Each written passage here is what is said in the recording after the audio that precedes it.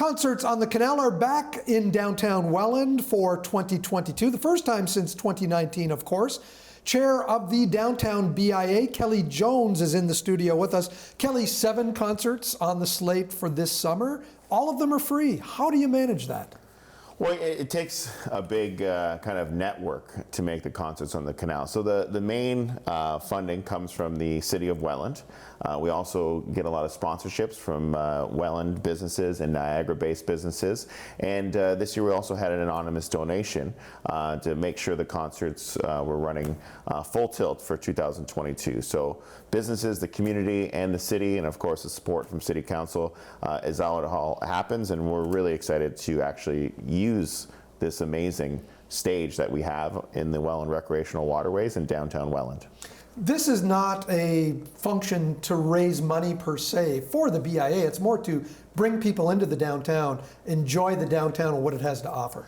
Yeah, from a BIA, our mandate is to bring people downtown in a variety of different ways. And the city has this phenomenal concert facility, and so they help us facilitate and plan the concerts.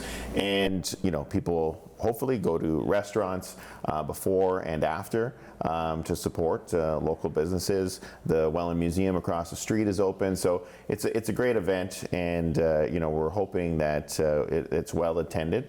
And with the variety of different music acts, I think there's something there for everybody this year, and we worked very deliberately to do that. We'll get to those music acts in just a few moments, but talk about the setting, because it really is a beautiful setting. There's nowhere else like it really in Niagara for a concert.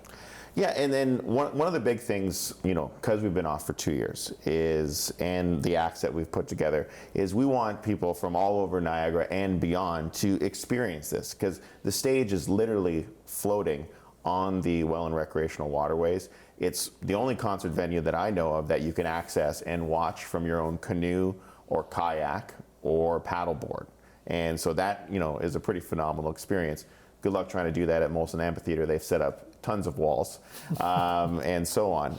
But we want to make sure that people are coming to the downtown, and when the bridge is lit up and the music's playing, and it's a phenomenal experience. And you can watch the concert literally from both sides of the canal. You have a few tribute acts this year. I know a tribute to Elton John, Tragically Hip. Who else? We also have Pink Floyd and Niagara is performing. They're a big crescendo. We have Paulie and the Goodfellas. They're going to do a complete rock and roll experience from the 50s, 60s, and 70s. We have the Repeatles opening that. And then the Repeatles. So is that? Do I assume that's a Beatles tribute? Yeah. So and there's 2 acoustic Beatles. So they perform as John and Paul. Okay. Yeah, and it's a great experience. 2 of the members are from the Caverners, so that this is an experience that they're kind of doing more of a stripped down feel. And we wanted something, because of the water and being outside in the summer, we wanted to feature kind of like an acoustic kind of campfire feel, a sing-along aspect. And they're the first act that's going to be launching our Concert on the Canal series on June 24th. You have a local band night as well with the Mandevilles and some other support acts, which should be very, very popular. Yeah, so we've got Chelsea Kreitz, we've got Sleepy Jean, and the Mandevilles headlining. So those are all female-led Niagara artists. We're having a female MC, so it's a real, not just local, but showcasing the amazing female musicians that we have here in Niagara, and so that's something real special. And when you look at it, we're also working with Pride Niagara. July 29th with a drag show. Yeah, so we're Drag It to the Canal is something that, today is we're opening our Pride Sidewalk, our Pride Crosswalk in downtown Welland. So we're really working hard to work and develop stronger ties with Pride Niagara in downtown Welland. And I think it's going to be a phenomenal concert, because those have really built up popularity over the last little bit. Is food available for people on site if they do show up?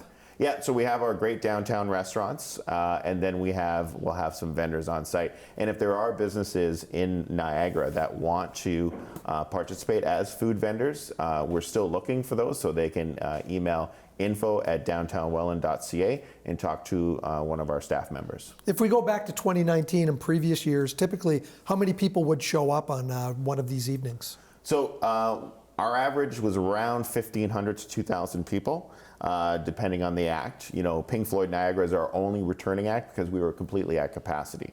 So they did over 2,000, close to 2,500, and that's not including the canoe and kayak crew. Yeah. They're a very popular act. I believe they've played the PAC and some other locations like that for a higher price of ticket. Well, obviously higher price because it's free. Yeah, yeah. So yeah, if you've been strategically waiting for a free concert for Pink Floyd Niagara, this is your opportunity. And we want to make sure that, you know, everyone can experience these concerts. That's why the City of Welland, all our generous sponsors and donators make sure that the concerts stay free. We do a pass the bucket throughout to help facilitate some of the costs. Because as with anything, you know, concerts and stuff like that are going up in cost. We want to maintain it's free. So people's generosity at the concert is also encouraged and appreciated. Kelly, Welland itself is in a bit of a renaissance period right now. It's really growing, setting records the last 3 years in a row for housing starts. What is the BIA's role in making sure that you're offering something for these newcomers to the city? Yeah, we're doing a very aggressive marketing campaign, working with, you know, obviously, you know, YourTV, Cogeco has been phenomenal, and so we're looking to do more outreach and getting them into the downtown before they go to, I guess you'd say, the traditional tourist areas that are also great in Niagara, but, you know, spend time in downtown Welland as a higher priority because of convenience and some of the great programming that we put together for concerts on the Canal. June 24th to August 26th is the timeline, correct? Yeah, our final, yeah. And then, you know, we're you know, if there is opportunity to offer new concerts, that would be great. But we're still looking for volunteers as well. So if people are interested in helping out, please, you know, info@downtownwelland.ca or visit our website. And the website is? downtownwelland.ca. Perfect. Kelly, thank you so much for joining us today. Good luck with the concerts. Thanks a lot. I appreciate it.